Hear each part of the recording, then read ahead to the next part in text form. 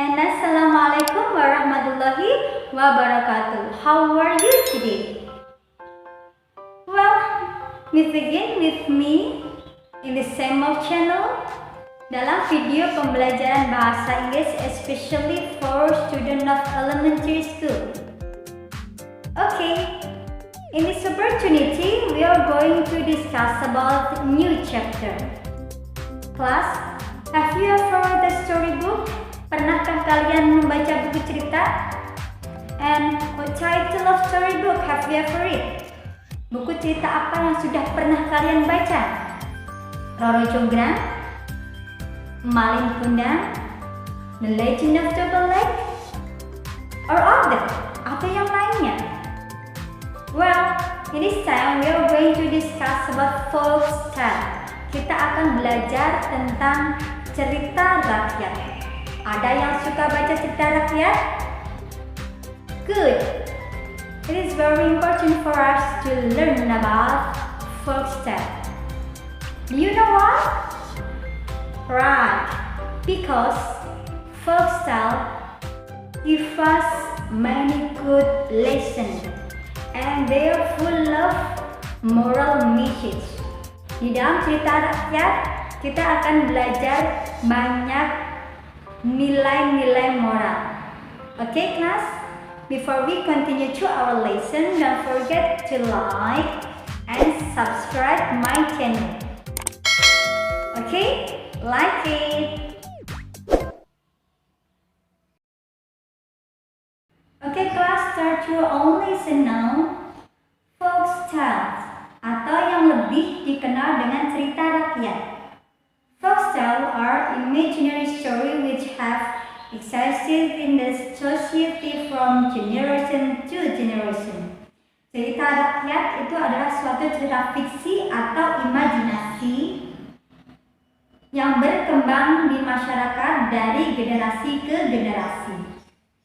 The kind of folk tales are legend, myth, fable, and fairy tales. Now I'll give you vocabularies about folk tales. Listen and repeat after me. Don't forget to write on your book. King, king. Queen, queen. Witch, witch. Giant, giant.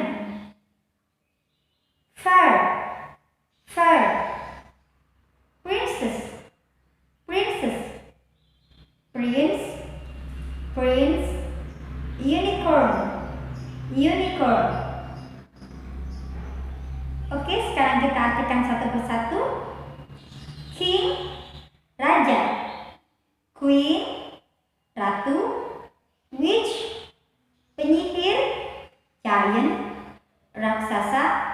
Fairy, peri. Princess, putri. Prince, pangeran. Unicorn, kuda terbang. Next, I'll read the story of Toba Lake. Listen and give attention, please. The Legend of Toba Lake. Once upon a time, there was a handsome man. His name was Batara Guru Sahala. One day, he caught a fish. He was surprised to find that the fish could talk. It begged Sahala to set it free. As soon as the fish was free, it changed into a beautiful woman. She saw that he had to keep the secret that she was once a fish. Sahala promised that he would not tell anyone about it. They were married happily and had a son.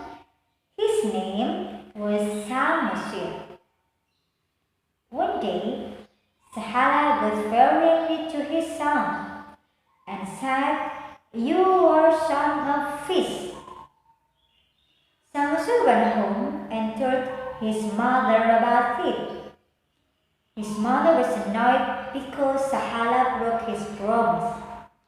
Then the earth began to shake and volcanoes started to erupt. The earth formed a big hole. People believe that the hole became a lake. Then this lake is called Lake Toba. Ini adalah cerita tentang legenda terjadinya Danau Toba. Dari cerita tersebut kita bisa mengambil kesimpulan bahwa sebuah cerita itu pasti ditandai dengan yang pertama adalah adanya urutan waktu atau kita sebut dengan chronological time. For example, once upon a time, pada suatu hari, one day, suatu hari, then, kemudian. Dan yang kedua, biasanya cerita itu sudah terjadi atau mungkin sudah terjadi di masa lampau, itu harus menggunakan kata kerja bentuk kedua. For example, was, surprised, could, had, sighed, and etc. Itu semua adalah contoh dari kata kerja bentuk kedua. Kesimpulan dari pembelajaran kita kali ini adalah kalimat untuk bercerita atau membuat cerita yang kejadiannya sudah terjadi itu harus menggunakan kata kerja bentuk kedua atau yang kita kenal dengan pola kalimat simple past tense. For example, contoh kita lihat di kutipan dari cerita tadi. Sahala got very angry to his son. Sahala sangat marah kepada anak laki-lakinya. Kita lihat di sini kata kerja yang digunakan adalah got. Got berasal dari kata get. Get kata kerja bentuk pertama, sedangkan got kata kerja bentuk kedua. Karena cerita itu sudah terjadi, maka kita harus menggunakan kata kerja got. Bisa dipahami? Next, the second example. Untuk contoh yang kedua, his name was Samusir. Namanya adalah Samusir. Was adalah bentuk kedua dari is. Kita tahu bahwa is adalah to be. Jadi, kita bisa tahu bahwa was itu juga merupakan to be. Masih ingat bahwa setiap pola kalimat pasti memiliki dua bentuk, yaitu verbal and nominal.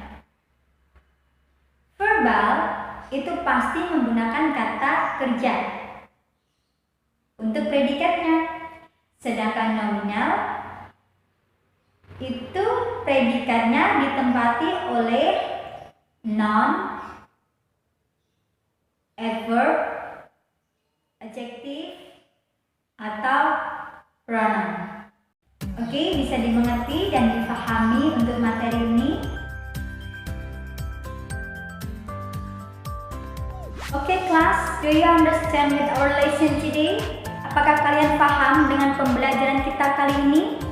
Next we will meet again. Kita akan bertemu kembali to continue our lesson untuk melanjutkan pembelajaran kita hari ini, especially for structure of simple past tense. Kita akan belajar khusus mengupas tentang pola kalimat simple past tense.